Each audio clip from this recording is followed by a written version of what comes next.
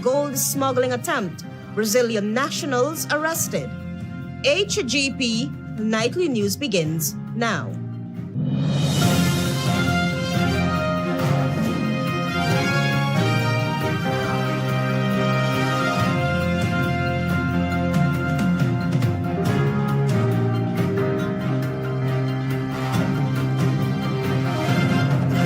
Good evening to our viewers here in Guyana and online. I'm Melitha Grant with the Thursday, 6th March 2025 edition of the HGP Nightly News. Antonia Day, in opening this evening's broadcast, will tell us that as the Christian community observes the period of Lent, Head of State Irfan Ali urged the nation to utilize the 40-day period for self-examination and transformation. For those Christians that observe the season of Lent, this is a period of reflection, repentance, and renewal. Lent is a time of spiritual discipline, marked by prayer, fasting, and almsgiving. That was Head of State Irfan Ali during his address to the nation as the Christian community observes Lent. Ali said that the 40-day journey inspired by Jesus Christ's own time in the wilderness calls on believers to turn away from sin and draw closer to God. He emphasized that this period on the Christian calendar creates avenues for self-examination, deepening one's faith, and embracing a spirit of humility and sacrifice. Through acts of charity and kindness, Christians reaffirm their commitment to love and loving each other as Christ has loved them. Indeed, this love extends beyond the embrace of Christians. It is a love for humanity, a love for each other's neighbors, and a love that prevaileth over everything else. The Head of State urged not to just treat the Lent season as a means of deprivation from usual indulgences, but to engage in character building. May this season of Lent, this Lenten season, be a time of transformation for all who observe it. May it deepen the relationship with God and with each other. May it foster unity, forgiveness, and love among our brothers and sisters in Christ. I'm Antonia Day reporting for the HGP Nightly News. Minister of Home Affairs Robeson Ben on Thursday said while there is a 55% in the reduction of crime in Guyana, not all perpetrators are being caught, yet Guyana is doing better than most countries. Tiana Cole has the details. Minister of Home Affairs Robeson Ben at Thursday's opening of the Guyana Prison Service Senior Officers Conference acknowledged the challenges of transactional crime in the Caribbean and how evolving criminal activities have impacted Guyana. The nature of crime has changed, and the result means that we have a large number of people. The profile of criminal activities and the crimes that they do are different. And the people, many of them in the prison, seem invested in criminal activities. Ben emphasized that these crimes, including the importation of firearms, drug trafficking, and murders, extend beyond the Caribbean and have grown more violent over time. However, Ben warned the prison service that prisoners should not be beaten when incarcerated. I keep saying I don't want men beaten in the prison. I don't want men beaten in the prison. It will only add to their self-disrespect and so on. Cruelty begets cruelty. Cruelty begets cruelty. And I don't want, if there are instances of that, I want those persons who have had instances of striking prisoners, they got to be rehabilitated or removed. Meanwhile, Acting Director of Prisons Nicklon Elliott in opening remarks said the Guyana Prison Service continues to play a pivotal role in the national security framework by providing rehabilitation opportunities to offenders. He also took the time to share some key achievements for 2024, including the modernization of facilities at Lusignan, Mazaruni, and New Amsterdam. He stressed too that, despite challenges regarding escapees within the service, a holistic approach was taken to review the standard operational procedures in order to address concerns. There's a significant reduction in the prison-to-prisoner incidents, which largely was due to prisoners attending the various training program. He emphasized that with a prison population of 2,000, there has been a drastic reduction in prisoner-to-prisoner incidents. A total of 44 incidents were recorded for the year 2024 at the 5 prison locations. A significant output for the service was registered with the achievement of 14% recidivism rate. 10 regional delegates from the Bahamas, St. Lucia, Anguilla, and Suriname are also participating in the 3-day training. This year's conference held under the theme, quote-unquote, Changing Mindsets and Culture for Corrections, highlighted the ongoing challenges faced in the prison service, particularly in relation to transnational organized crime. Tiana Ko reporting for the HGP Nightly News. St. Vincent and the Grenadines Prime Minister Dr. Ralph Gonsalves says tensions between Guyana and Venezuela have diffused following an incursion by a Venezuelan military vessel into Guyana's waters last Saturday. However, Gonsalves has already predicted that tensions between the two nations will remain even after the International Court of Justice hands down its ruling. Here again is Tiana Cole. Prime Minister Dr. Ralph Gonsalves, who was the interlocutor of the Argyle Declaration reached between Guyana and Venezuela on December 14, 2023, when they met in St. Vincent and the Grenadines, said he anticipates tensions remaining between Guyana and Venezuela, even after the International Court of Justice ICJ's decision. Speaking on his weekly radio program on Wednesday in St. Vincent, Dr. Gonsalves told the listeners that whichever way the ICJ judgment goes, he still believes tension will persist. Even after the ICJ delivers a judgment, whichever way they go, you're still going to have tensions. They may deliver a judgment sometime later this year. Or early next year, I don't know. I'm not too up to speed on the progress of the litigation, and I know the ICJ will take some time to write the judgment. Dr. Gonsalves declared without a shadow of doubt that all ships are operating within Guyana's waters. These are undoubtedly under Guyana's jurisdiction, because that's for the purpose of the oil, taking the oil out from below the seabed.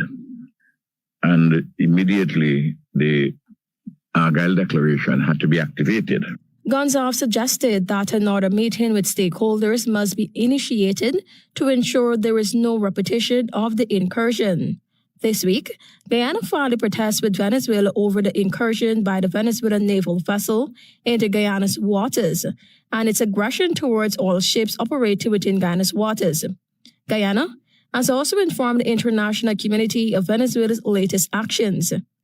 Meanwhile, following President Nicolas Maduro's 2024 re-election and an attempt to deliver on a campaign promise, Guyana was forced to file a request with the International Court of Justice, seeking provisional measures to block Venezuela from moving ahead with its plan to host the election for a governor of Guyana's Essequibo region.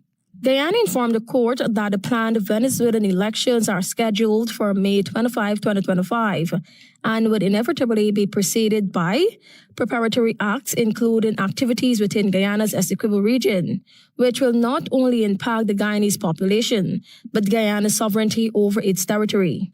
Guyana further requested the court to convene hearings on its request as soon as possible to enable such provisional measures as the court might indicate to be issued before serious and irremediable prejudice to Guyana's rights occurs. Tiana Ko reporting for the HGP Nightly News. Thank you, Tiana. More news on the other side of this break. Stay with us.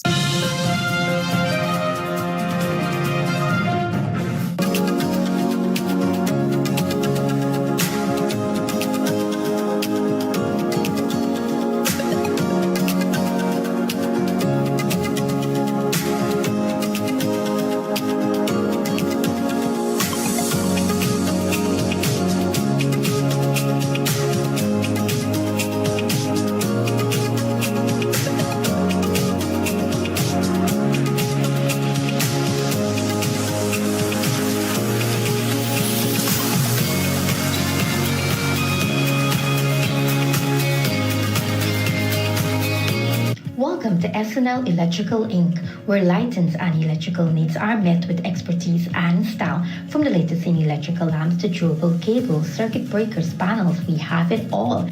Illuminate your space with our elegant chandeliers, stunning crystal lights, and versatile pole lights. Looking to upgrade your comfort? Explore top-of-the-line AC units and our diverse selections of stylish styles. Visit us at 170-180 Thomas Street, Kitty, Georgetown. Discover a solution that not only lights up your world but transforms it. Call us on telephone number 226-3018 or 223-1634. SNL Electrical Inc. powering your life with elegance, quality, and care. With 70% ethyl alcohol, Mighty Foam Hand Sanitizer eliminates 99.99% of all germs and even moisturizes in the process, leaving your skin clean and hydrated. Mighty Foam Hand Sanitizer. How do you stay clean? You're watching the HGP Nightly News. Welcome back. The government of Guyana has decided to proceed with arbitration in response to ongoing disputes over the engineering, procurement, and construction contract with Linseca CH4 for the Wales Gas to Energy project. Antonio Day explains. The government of Ghana has decided to proceed with arbitration in response to ongoing disputes over the engineering, procurement, and construction EPC contract with Linseca CH4. This action relates to the Wales Gas to Energy project and follows the Dispute Avoidance and Adjudication Board formal ruling on January 31. Both parties, government and Linseca CH4, were given a 28-day window to determine whether to pursue arbitration, which expired on February 27. A statement from the Ministry of Natural Resources said both the government and Linseca CH4 filed notices of dissatisfaction during the stipulated time frame, indicating their intention to initiate arbitration. The International Chamber of Commerce, ICC, will manage the arbitration with hearings scheduled for Washington, D.C. Linseca CH4 has resumed on-site activities, including piling work and preparations for foundation work. In addition, construction of a cement batching plant is progressing, with steel for foundation work already delivered to the site. A workers' camp is already being set up, with over 170 personnel currently mobilized. ExxonMobil Ghana Limited, EMGL, has already completed the construction of the gas pipeline and the necessary transmission lines and substations required for the integration of the project, which is significantly advanced, with completion expected by mid-year. The Ministry of Natural Resources further added, and I quote, "Despite the ongoing arbitration, both parties are committed to ensuring the timely completion of the power plant and natural gas liquids NGL plant." Unquote. I'm Antonio Day reporting for the HGP Nightly News. According to Antonio Day, a group of female law students decided to create an inclusive platform for women aged 16 and older to grow academically, personally, and professionally through the University of Guyana's Women in Law Association. Society is coupled with numerous injustices meted out to women, who predominantly make up the local demographic. However, as the first of its kind, the University of Ghana's Women in Law Association, UGWLA, is committed to providing an inclusive and welcoming environment where women can advance academically and personally while speaking out against societal wrongdoings. This is according to Jada June, president of the UGWLA, during an exclusive interview with Nightly News on Wednesday. Association was formulated in order to join the Speakers Regional Youth Debating Competition. But as a young woman in studying law, I believe that these women in law should be motivated and empowered, and to help them throughout their law journey. With 46 or more registered members of the university's Women in Law Association, June stated that so far, participants have found this initiative feasible. She clarified that membership is not limited to female law students at the University of Ghana. Individuals from CAPE, CSEC, and the university who is pursuing law. The age categories will be ranging from 16 and up. June strongly believes in developing leadership skills, fostering mentorship, and encouraging active participation in the legal profession. In terms of funding for the Women's Law Association, June said members are in contact with the head of the University of Ghana's Law Department to offer financial assistance while also engaging in fundraising events. As the world celebrates Women's Day on Saturday, March 8, 2025, under the theme Accelerating Action, June offered these words of encouragement to champion the occasion. I would encourage the young women out there to be determined, be motivated, stay strong, and you push for what you have to do what you have to do, don't let anyone bring you down. I'm Antonio Day reporting for the HGP Nightly News. Thank you, Antonio. We have more news for you. Stay tuned. Planning a cleanup? We can help. Sevon's Waste Management skip bins can be provided for home renovation projects, yard cleanup, or construction project. It's simple. Step 1, give us a call. Step 2, we put down the bin. Step 3, load it up with all of your junk. Step 4, we take it away. That's simple. Bins are also available in various sizes, so there is no job that is too big or too small. Call Sevon's Waste Management today at 218-1455.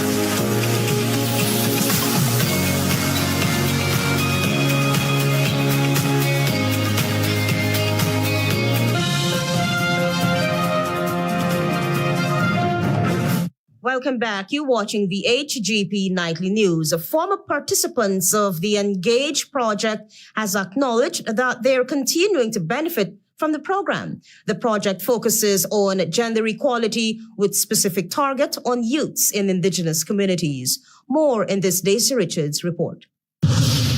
On Wednesday, the Ministry of Amerindian Affairs, in collaboration with the World University of Canada and Global Affairs Canada, launched the Empowering the Next Generation Agency and Gender Equality Engage Youth Project for 2025. The program, which is in its 5th year, targets youths from various indigenous communities. One student who completed the program in 2024 said her perspective on life has significantly changed since she enrolled in the program. And learn with and from them, a truly invaluable experience. This project has given me more than just skills. It has gifted me with a renewed sense of purpose. She explained that as a mother, she is now able to better understand what it means to provide the necessary guidance for youths in today's society. As a community leader, I see the potential in every young person, the untapped potential waiting to be utilized. I see the real impact of this project. Michael Wilson, a Tushao in Region 9 and another beneficiary of the program, said his community is also a beneficiary. We have taken a significant step to address the critical issue of gender-based violence in communities. These initiatives have opened up conversation, it has raised awarenesses, and empowered individuals to take action. He added that there is already a ripple effect across indigenous communities and villages. For HGP Nightly News, I am Daisy Richards. The Special Organized Crime Unit on Wednesday disrupted a major gold smuggling operation, arrested 2 Brazilian nationals, and seized $26 million. Daisy Richards has been following that story. According to the police, a joint operation led by Region 9 officers of the Special Organized Crime Unit, SOCU, acting on information received, halted a gold smuggling attempt. A 42-year-old salesman and a 32-year-old clothes vendor, both Brazilian nationals, were arrested and a large quantity of gold and $26 million in cash were seized. SOCU's Deputy Commissioner Fazil Karimbash said officers disrupted the operations before the gold was taken across the border. He underscored that this is the organization protecting Guyana's valuable resources. He warned individuals who are engaged in illegal activities that law enforcement agencies will remain vigilant and are proactive in their efforts. Last July, officers arrested 3 Chinese nationals who were also illegally smuggling gold. They carried out 2 searches and discovered $50 million, money counting machines, and an illegal firearm. In the press statement, the police said, quote, "The government of Guyana remains resolute in its mission to combat illicit gold smuggling and dismantling networks involved in these illegal activities," unquote. The 2 Brazilian nationals are currently assisting with investigations, while investigations are continuing with a view of a prosecution on last year's event. For HGP Nightly News, I am Daisy Richards. Stay tuned for regional news. Ready to up your game? Ready to up your game? Win big with over 60 epic prizes. A brand new PS5, Nintendo Switch, iPhone 16 Pro Max, Apple smartwatch, and the hottest earbuds from Apple and Samsung. Plus, we are giving away thousands in phone credit and a whole year supply of Buster or Turbo Energy drink. Here's how. Buy any Buster or Turbo Energy drink, find the code starting with BB and enter online or on WhatsApp. Visit us on Facebook or Instagram at Turbo_Caribbean or Buster Guyana for all the details. Don't just play. Up your game with Buster and Turbo Energy. Interested in honoring or paying tribute to a loved one, or just making a loved one feel special? HGP TV offers you all that and more. Air your birthday greetings, death announcements, and wedding anniversaries on HGP TV today. HGP TV offers affordable prices, convenience, and great services. Call us on 220-3660 or email us at sales@hgptv.com.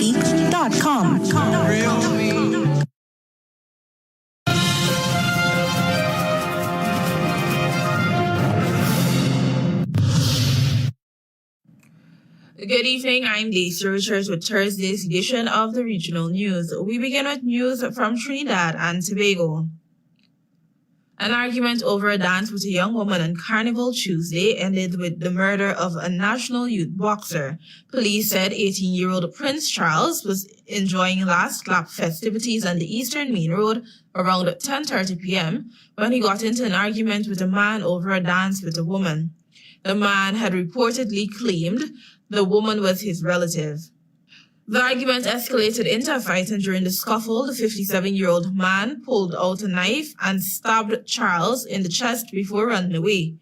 However, the suspect was held nearby by officers from Sangre Grande Police Station. Responding officers took Charles, who lived at Guayco, to the Sangre Grande Hospital, where doctors declared him dead at 10:49 p.m.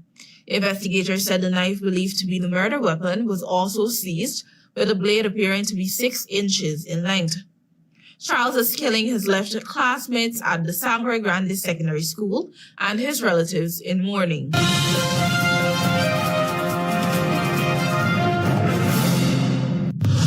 While in Panama, President Jose Raul Mulino said on Wednesday morning that U.S. President Donald Trump was lying when he said that the North American leader's administration was reclaiming the Panama Canal.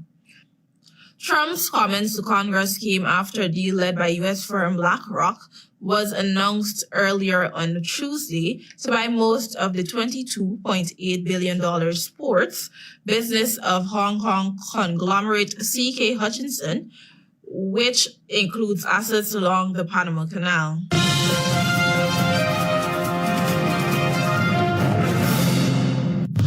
Finally, Emmeline Pierre has been formally appointed as the leader of the opposition in Grenada, succeeding Keith Mitchell. Dr. Keith Mitchell took on the role of opposition leader after the 2022 election and has now transitioned out of that position. The new National Party's NNP was defeated in the June 2022 general election, where the party lost Dickon Mitchell's National Democratic Congress, NDC, with a 9-6 margin.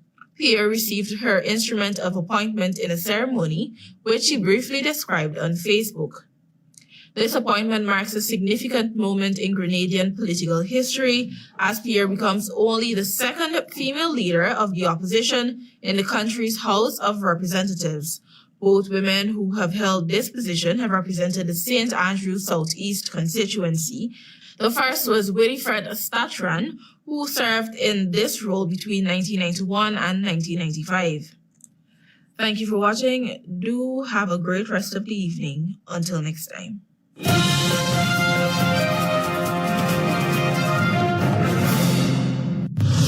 President Ali urges Christian community to use the season of Lent for repentance and transformation.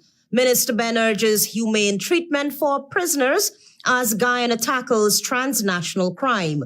Government moves to arbitration following dispute with Linsika over Wales Gas to Energy project, and the $26 million seized in gold smuggling attempt.